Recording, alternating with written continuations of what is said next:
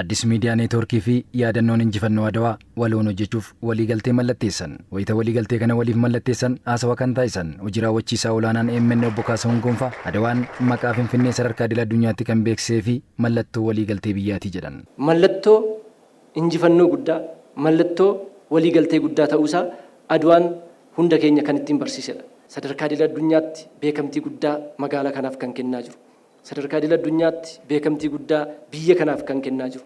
Injifannoo gurraachotaa jedhamee addatti kan beekame kun ka'umsi isaa magaalaa Finfinnee, ka'umsi isaa bakka amma teenyee haasa'aa jirru kana waan ta'eef lammiileen seenaa fi eenyummaa isaanii akka beekaniif yaadannoon injifannoo Adawaas daran sadarkaa idil addunyaatti akka beekamuuf miidiyaan gahee olaanaa waan qabuuf kana beeksisuuf waloon ni hojjennaa jedhan Obbo Kaasahuun Gonfaa.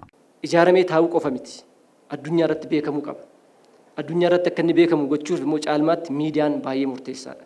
Kanatti fayyadamnee namoonni tokkummaa isaanii, namoonni eenyummaa isaanii, namoonni seenaa isaanii akka isaan beekan gochuuf miidiyaan kun sirriitti hojjechuun irra jiraata. Miidiyamoota qabnuun nuti amma waan jalqabne kanaan dhaadachaa hin jirru. Hojiin guddaa akka nu hafuuf ni beekna. Dorgomaa ta'uu qabna qabiyyee keenyaan. Dorgomaa ta'uu qabna bifiyyee isaatiin. Dorgomaa ta'uu qabna humna namaa fi teekinooloojiidhaan. Kana gochuudhaaf immoo wantoonni akka galteetti itti fayyadamuu dandeenyu keessaayyuu miidiyaa keenya sadarkaa guddaatti kan guddisuu danda'an yaadannoo injifannoo Adawaa keessa seenaawwan guutummaa guutuutti har'a kuufamanii jiran kan itti fayyadamne jennaan isiniif otoo hin taane Addis Miidiyaan ofiisaadha kan inni fayyadamu jechuudha. Yaadannoo injifannoo Adawaa beeksuuf hojiin hayyoonni gama kitaaba barreessuun jalqaban cimee itti fufuu akka qabu kan ibsan Obbo Kaasahuun akka EMN'ttis qophiilee garaagaraa hojjechuu qofa osoo hin taane fiilmiin dorgomaa ta'e afaanota garaagaraatiin hojjetamee hawaasa idil addunyaa bira akka ga'uuf xiyyeeffannoon qaama dhimmi ilaalu waliin kan hojjetan ta'uu eeraniiru. Kanaaf hayyoota keenyarraa wanta akkasiitu eegama. Wanta walitti nu fidu, wanta walitti nu qabu kana qopheessanii dhalootaaf dabarsuutu irra jiraata.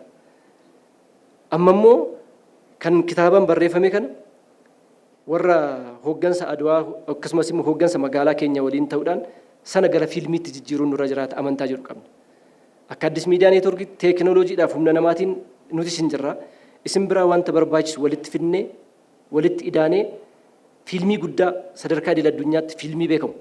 Fiilmii dorgomaa ta'ee nu injifachiisuu danda'u akkuma maqaasaa yaadannoo injifannoo Adawaa akkuma jedhame fiilmii injifannoo Adawaadhaan sadarkaa addunyaatti nu injifachiisuu danda'u hojjechuu ni dandeenya. Daareektarii olaanaan yaadannoo injifannoo Adawaa Dr. Yoosef Beekoo Gamasaaniin wiirtuun kun seeneffama kanaan dura turan guutummaan kan jijjiiree fi dhaloota har'aaf ammoo hiyyummaa fi diina naannawaa biyyattii marsee jiru akkamiin mo'achuu akka danda'amu fakkeenya kan ta'edha jedhan. Wiirtuun kun waa hedduu nu gumaacha. Tokkoffaa seenaa fi seenessama kana dura turan akkamitti dhaloota ittiin ijaaruu dandeenya? Akkamitti ittiin walitti dhufuu dandeenya? Seenaatti wal dhabdee keenya cinaatti dhiisnee seenaa injifannoo keenya, seenaa wal gitu, seenaa wal ta'u, seenaa waliin dhaabbachuu keenya akkamitti itti fufsiisuu dandeenya kan jedhu. Wiirtuun kun gumaacha injifannoo abbootiin keenya keessa darban yaadannoo kan ta'uuf. Dhaloota kanaaf waan itti irraa barannu fi waliin dhaabannee har'as diinni adda waan jiruuf diinni hiyyummaa, diinni naannawaa, diinni gaanfa Afrikaa irratti wal gahaa jiru akkamitti mo'achuu dandeenya? Dhaloota kanarraa maaltu eegama kan jedhu akka sirriitti itti yaanu. Dr. Yoosef Beekoon itti dabaluun waloon taanee hojjechuun wiirtuu injifannoo gurraachotaa kana beeksisuuf waliigaltee kana mallatteessine jedhan. Ijas gurras nuuf ta'ee Addis Miidiyaan kana dura kan bade, kana dura kan cabe akkaataa itti deebisnu, akkaataa itti suphinu kan waliin hojjennu ta'a jechuudha. Dhaloota kana kan kaasus, kan kuffisus maaliyaa yoo jenne miidiyaadha. Miidiyaan keenya pilaatfoormiidha yookiin immoo dirreedha jechuudha. Bara kana akkamitti kabajame? Ji'a guutuu haala adda ta'een kabajamaa ture. Addis Miidiyaan adda dureedhaan hojii guddaa hojjeteera. Erga kaleessa waan xinnoo kanaan hammana deemuu dandeenye osoo ol taanee hojjenne hangam deemuu dandeenya kan jedhu isa bu'uura godhanee kan itti deemnu ta'a.